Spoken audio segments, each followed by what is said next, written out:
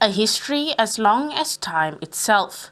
This is the land the first inhabitants of South Africa roamed, farmed and lived on. The Khoi and San people lived from the coastline all the way up to the areas we now know as Graaff-Reinet, Cradock and even the Baviaans. Since 1652 and before that, there was a big group of Khoi people staying in that specific area, and we call it the Kamdeboer. And if you look to the name Kamdeboer, it's actually also a Khoi word, showing the wide, open, fertile soil and place. People like Jan van Riebeeck and his men, it's written by a certain Mr. Mossop. They came to the Kamdeboer to barter with the Khoi and the San living in that specific area. Evidence of the Khoi and San people can be found and is protected by the South African National Parks in Kruger, formerly known as Cradock. These paintings, known to the Khoi people as a map and guideline showing how their people lived, are over 1,000 years old and can be viewed at the Mountain Zebra National Park. For me to tell people about their cultural history, it's also takes them back to the memory lane of how things used to exist in the past, and so that when they are currently enjoying that, they don't forget about it, so that also in the future, my role here is also to instill knowledge to the people that comes here, so that they can be able to know where we come. This exquisite and historic valley is the product of volcanic and erosive forces that occurred over 100 million years ago.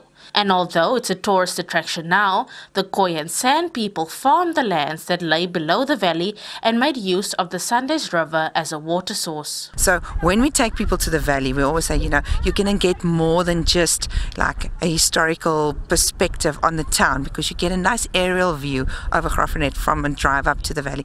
But we take them back to an era that is 180 million years ago, that they call Gondwana land. That was when all the southern continents were one.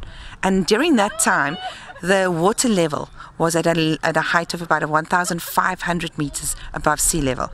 And the basin of this inland sea was at 1,400. So when you stand at the base of the Valley of Desolation and you look up from where we are now, you can see that rock formation. It's about 120 meters high. But when you're on the top looking down, you can see these pillars up close. And then you wonder, how did they get to be here? Local teachers in the area took advantage of Sandparks Week to bring their learners to the area so they can apply both the history and science lessons in real life. 95% of our children come from households where they are dependent on social grants and they are raised by grandparents, so transport is an issue, and so this is the only time that they get exposed to coming to Sandparks. It's nice to expose them to different things, and also we try and bring the curriculum in natural science, so they see nature and they see so many different things that they're not used to.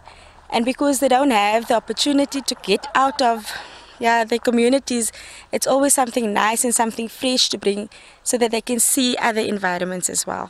Even though there are many places rich in Khoi and San history, the Khoi and San people still feel that their history and culture has been overshadowed. They say this is largely due to the Racial Groupings Act that was introduced in the late 1900s. That's why our history is not celebrated, and actually they killed us.